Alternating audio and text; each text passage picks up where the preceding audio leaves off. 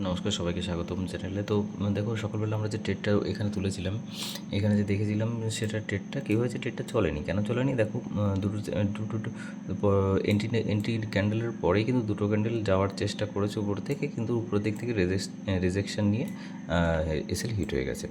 তো দেখো, এখানে এসএল হিট হয়েছে দুটো, পরপর তিনটে ক্যান্ডেলই কিন্তু রেড হয়েছে। রেড হওয়ার পরেও কিন্তু আরও দুটো ক্যান্ডেল রেড হয়েছে।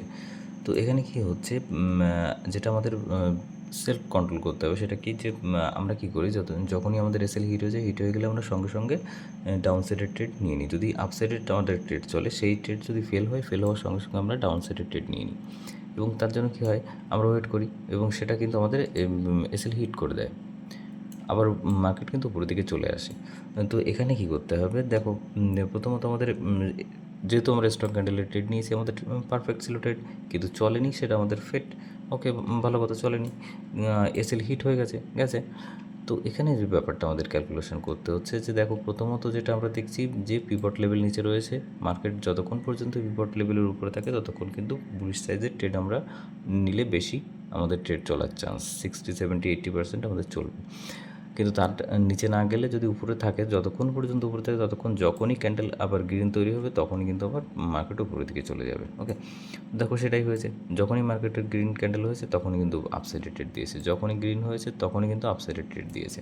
কেন? কারণ মার্কেট পিভট লেভেলের উপরেই রয়েছে। তারপরে কী রয়েছে দেখো, এই যে একটা ছোট রেজিস্ট্যান্স রয়েছে, সাপোর্ট রয়েছে, এই সাপোর্টটাকে নিয়ে কিন্তু মার্কেট বারবার এখান থেকেই কিন্তু পুল ব্যাক দিয়েছে। এবং তারপরে কী, তার আগে কী হয়েছে, যখনই সেশন ক্লোজ হয়েছে তার আগের যে রেজিস্ট্যান্সের রয়েছে, এই রেজিস্ট্যান্সটাকেই মার্কেট সাপোর্ট রেজিস্ট্যান্স নিয়ে বারবার ফল করেছে। ঠিক আছে, লাস্টে এখানে ব্রেক করেছে, কিন্তু তার আগে কিন্তু এই রেজিস্ট্যান্সের উপরে যেতে পারেনি, তার আগে ক্লোজ দিতে পারেনি। তাহলে কী হচ্ছে, মার্কেট কিন্তু যেহেতু ছোটো রেঞ্জের ভিতরে রয়েছে, মার্কেট কিন্তু সাইড ওয়েজ, আমরা দেখতেই পাচ্ছি যে সাইড ওয়েজ হয়ে গেছে। কেন? কারণ একটা ছোট্ট রেঞ্জের ভিতরেই মার্কেট কিন্তু সারাদিন চলেছে। এই যে সেশন ক্লোজ হওয়ার আগে যে সাপোর্ট রয়েছে আর এই যে রেজিস্ট্যান্স রয়েছে, এটার মাঝখানেই মার্কেট চলেছে।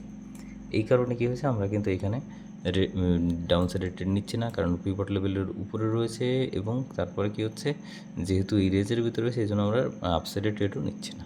ওকে, তো এই জন্য কিন্তু এখানে আমরা পরবর্তীতে আর কোনো ট্রেড নিতে পারবো না, যেহেতু আমাদের এই ট্রেডটা চলেনি, এটা ফেল হয়ে গেছে, তারপরে আমরা আর কোনো ট্রেড নিতে পারবো না। ওকে, এইটুকুই বলার ছিল। সবাইকে থ্যাংক ইউ।